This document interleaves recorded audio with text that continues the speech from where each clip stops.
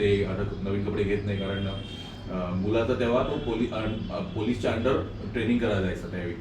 तर आम्ही म्हटलं एक काम करूया, 20 जेनरिक टी शर्ट्स घेऊन जाऊ.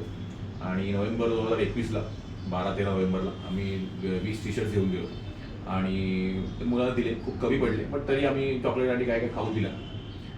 तिकडे आम्हाला एक सर भेटले. ते बोलले की सर, तुम्ही कपडे दान अन्नदान करू नका.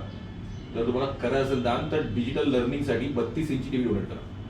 तर माझा हा थॉट माझ्या डोक्यात राहिला. माझे 4 मित्र आहेत बालपणीचे, त्यांना सांगितलं थॉट. मग आम्ही मिळून सगळ्यांनी, मी बायको आणि 4 मित्रांनी मिळून आम्ही एक पहिला 13,500चा टीव्ही घेऊन गेलो. आम्हाला अमाऊंट पण माहिती आहे, कारण आम्ही आमच्या खिशातून ते काढले होते.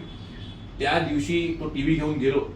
त्या आदिवासी पाडा, 35-40 घरांचा पाडा. मग कळलं की त्या पूर्ण पाड्यांमधला हा पहिला टीव्ही आहे. 2021ची गोष्ट विचार करा, मुंबईवरून 90 किलोमीटर आहे, तरीही त्यांना टीव्ही म्हणजे काय, इडियट बॉक्स 32 इंची काय माहीत नाही. आणि आम्ही because it was a smart TV, आम्ही त्याच्यावर युट्यूबवर वाईल्ड लाईफ लावलं. मुलं अक्षरशः वेडी झाली की अरे तो बघ वाघ, तो बघ सिंह, तो बघ हरिण. आणि मग आम्हाला कळलं की खरंच एक टीव्हीचा किती फायदा होऊ शकतो. मग आम्हाला त्या सरांनी लिस्ट दिली की ही लिस्ट आहे आणि बघा तुम्ही कसं होतं. मग दर संडेला आम्ही मुलाचा क्लास करायचो, नंतर आम्ही तिघं जाऊन शाळा बघायचो, त्या सरांना भेटायचो.